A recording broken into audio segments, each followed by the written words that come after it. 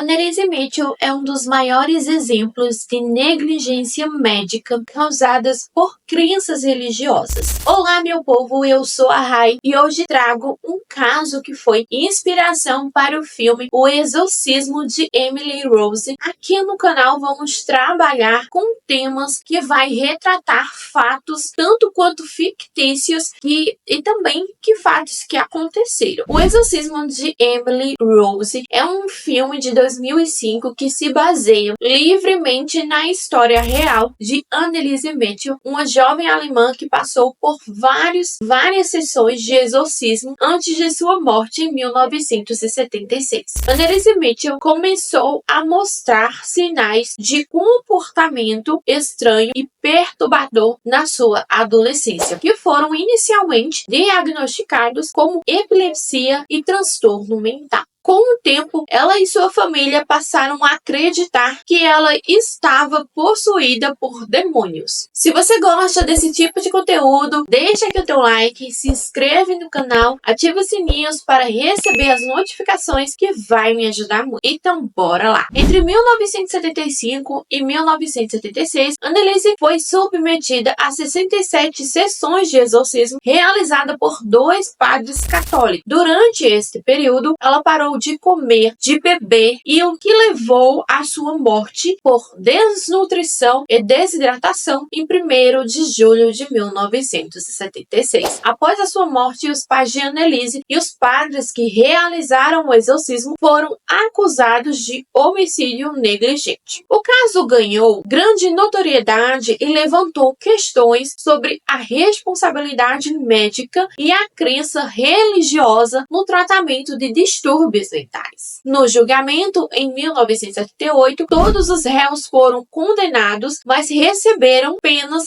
suspensas. Ao fim do processo, os pais de Anneliese e os 2 padres foram considerados culpados e foi determinada uma sentença de 6 meses com liberdade condicional sobre a fiança. O filme O Exorcismo de Emily Rose mistura elementos de horror com drama jurídico, explorando tanto os eventos sobrenaturais quanto o julgamento subsequente. A história de Anneliese Mitchell. Anneliese Mitchell é uma jovem alemã que nasceu em 21 de setembro de 1952 em Baviera. Os pais de Anneliese Mitchell, Joseph e Anna Mitchell, eram profundamente religiosos e pertenciam à Igreja Católica Romana. Eles criaram Anneliese e suas irmãs em um ambiente fortemente religioso, o que influenciou de forma direta, significativamente, as suas crenças e experiências de Anneliese, especialmente durante os anos em que ela acreditava estar possuída por demônios. A partir de 1968, aos 16 anos, Anneliese começou a sofrer de convulsões e foi diagnosticada com epilepsia do lobo temporal. Além dessas convulsões, ela começou a experimentar alucinações e a sentir a presença de entidades malignas, como foi falado. Muitas vezes ela dizia ouvir vozes que falavam que ela iria apodrecer no inferno. Objetos que eram considerados sagrados causavam aversão na menina, que dizia ser perseguida por faces do diabo. Apesar do tratamento médico com medicamentos anticonvulsionantes e psicotrópicos, os sintomas de Anneliese não melhoraram de forma alguma e ela começou a acreditar que estava realmente sendo atormentada por demônios. Já em 1973, sua família procurou a ajuda da igreja por sua fé fervorosa. E após uma série de recusas, 2 padres, Ernest e Arnold, foram autorizados a realizar o exorcismo. Entre 1975 e 76, Anneliese foi submetida a essas sessões para ver se ela teria algum avanço e se ela fosse liberta daquela opressão. Durante essas sessões, ela se recusava a comer, a beber, alegando que os demônios a impediam de fazer aquilo. A degradação de sua saúde e sua morte. Seu estado de saúde deteriorou-se rapidamente, levando a sua morte a um fim muito trágico e triste, devido à situação a qual ela foi colocada. A sua morte gerou grande controvérsia controvérsia e levou também ao julgamento dos seus pais, dos padres. Em 1978, todos foram considerados culpados pelo homicídio. O caso ele levantou questões importantes sobre a interação entre crenças religiosas, tratamento médico e também a responsabilidade do cuidado de pessoas com distúrbios mentais. A história de Anneliese Mitchell tem sido um objeto de vários livros, documentários e filmes, objetos de estudo, sendo o mais conhecido, como falamos no começo, que é o Exorcismo de Emily Rose, que apresenta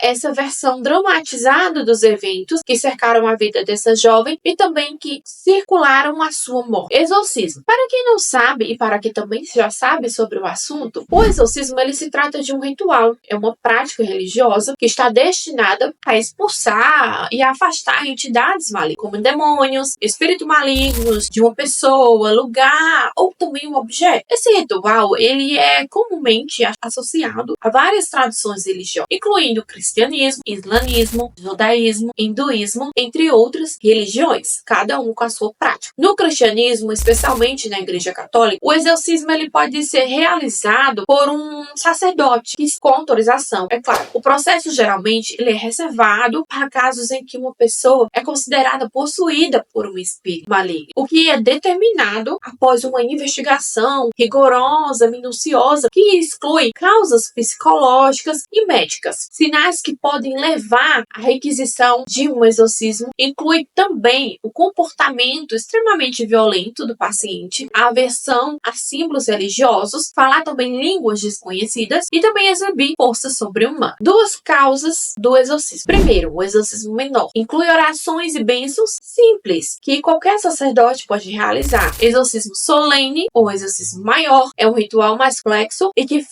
requer a autorização de um bispo e é conduzido por um exorcista que está treinado. No rito do exorcismo, não há uma regra ou prática padrão que exija que a pessoa possuída fique sem alimentação, ou seja, não faz parte da prática. O foco principal do exorcismo é a expulsão desse espírito maligno, demônio, e as condições de jejum ou privação de alimento, ela não se adequa à pessoa em si que está possessa ou passando por aquele distúrbio. Se adequa à pessoa que vai praticá-lo, para que haja uma purificação espiritual, para que nenhum mal ele venha a cercar ou tentar entrar em contato com a pessoa que está praticando o exorcismo, ou seja, com o padre, com a pessoa, o exorcista designado a isso. No entanto, em alguns casos específicos, ele pode se aconselhar esse jejum ou essa abstinência de certos alimentos como parte de uma preparação. E essa preparação ela vai ser inteiramente espiritual, tendo como essa prioridade de preservar a pessoa que está sendo ajudada e não causar mais danos à pessoa. Mas não era isso que geralmente acontecia. O aumento da atividade paranormal. A Igreja Católica, por exemplo, possui exorcistas oficialmente designados, treinados, e que nos últimos anos houve um aumento do número de exorcismos realizados de acordo com alguns relatos, devido a uma percepção ali de aumento de atividades demoníacas ou também de possessões, como vocês queiram chamar. Este aumento ele tem sido particularmente notável ali na Itália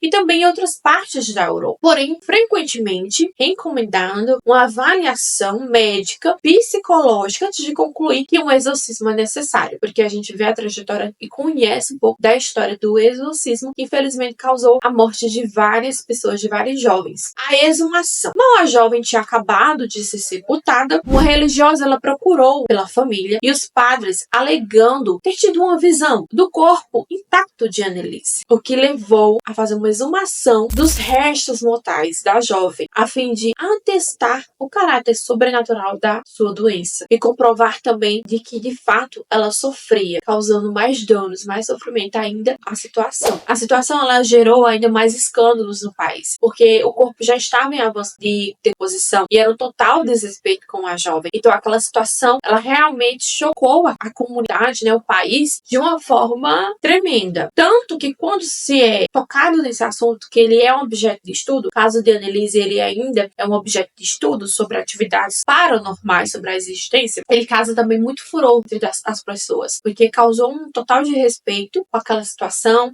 Ela já tinha passado por um sofrimento, foi grande, grande, né? Por ter falecido ali por desnutrição, por descuido, negligência em colocar, como posso dizer, acima de tudo, deveriam colocar a saúde da jovem e não suas próprias crenças ali foram mais importantes do que a situação da jovem. E mesmo depois de tudo isso, ainda submeteram à exumação de seu corpo. Então, tchau, tchau e até o próximo vídeo.